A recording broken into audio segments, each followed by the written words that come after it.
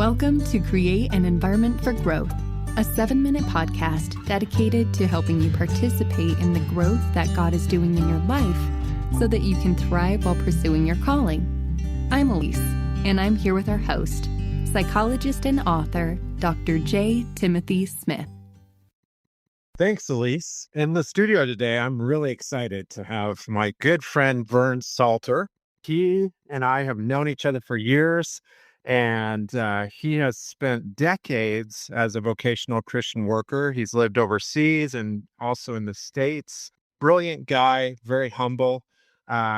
He's been involved in a lot of different things, specifically working with missionaries and helping cross-cultural workers do well. He adopts soul care practices, reconciliation, blends professional and soul care in providing care. He's trained in a lot of different things like EMDR, Gottman marriage therapy, and soul care. He's been married for a long time to Janelle, and they have 3 adult children, and I think a grandchild as well in the mix. We do. Vern, love having you here. Could you tell me first, what do you do for fun? Well, yeah, so I enjoy jazz music and fishing, but seriously, in this season of life, it's being a grandfather. We have a granddaughter in town, our kids are in town, and so spending time with them is a real joy.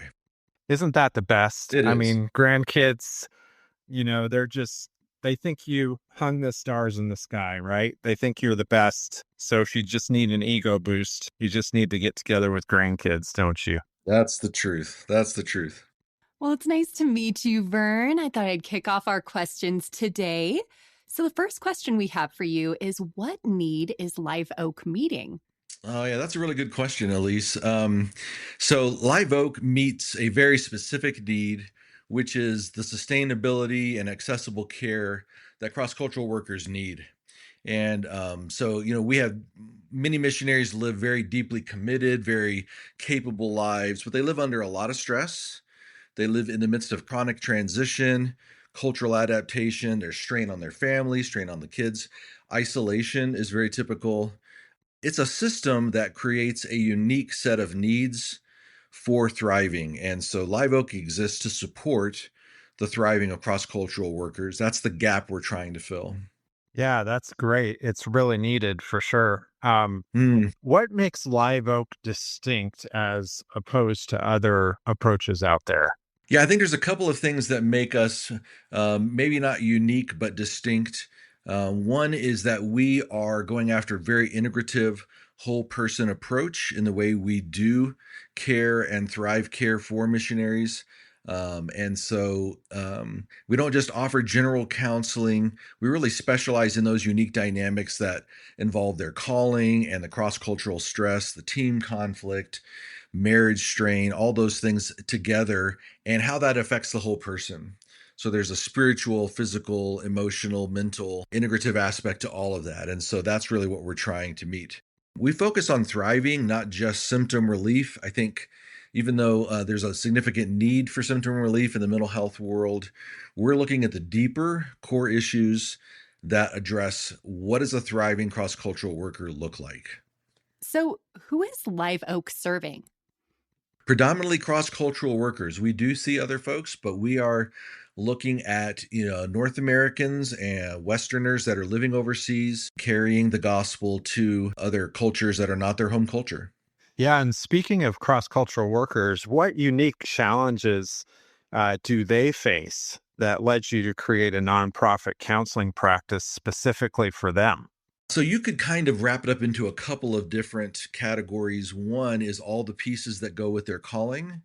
And the second is kind of the complexity of their lives. And so, I think a lot of us, when we meet missionaries or we meet cross-cultural workers, we're kind of impressed with the resilience and the purpose-driven and all the things that go into who they are. But the realities are that their lives are really pretty uniquely layered, and that many of them are still in the process of trying to figure out what those layers are.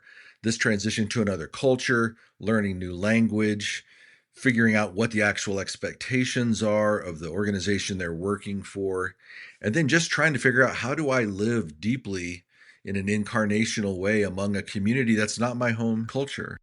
There are cumulative losses. There are a lot of goodbyes for them leaving their home culture. Family milestones are missed. The children don't get some of the same contact they would normally get with grandparents. So it's just a pretty layered and complex reality responding to the call that God has given them. And how does your approach to missionary care go beyond traditional counseling models? Yeah. So again, traditional counseling, which is really excellent, focuses a lot on symptom reduction, anxiety, depression, and conflict. And some of that is driven by the needs of insurance.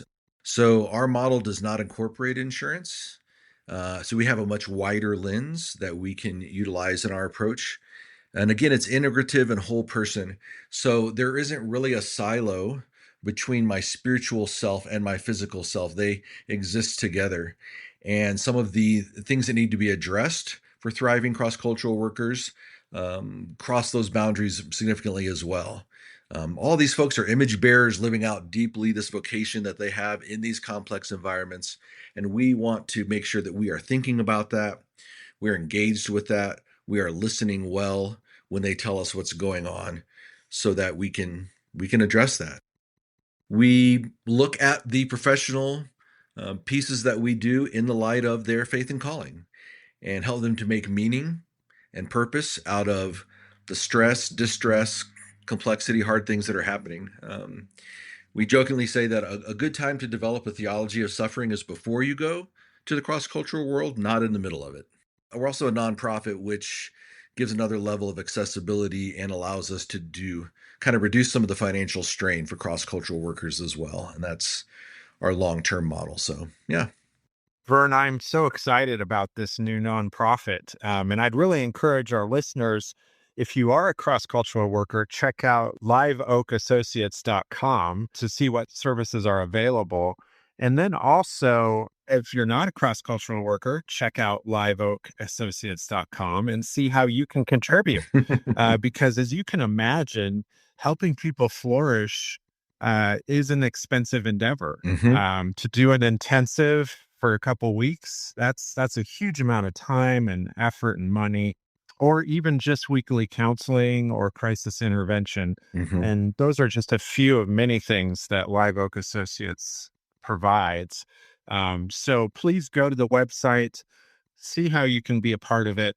And Vern, thank you so much. It's my privilege to be working with you in many different projects that we've done through the years. Yep. And it's just been exciting to see God just kind of pulling us along in this adventure that we have.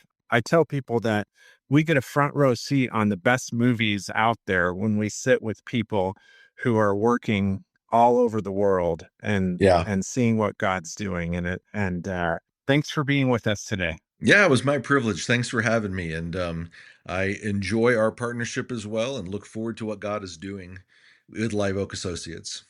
Thank you for joining us for this episode of Create an Environment for Growth. You can find more resources to help you grow by going to liveoakassociates.com. We also offer counseling and intensives, so please contact us if you feel stuck. We wish you shalom, which is the biblical word for all aspects of wholeness that result from God's will being completed in us. We look forward to hearing from you soon.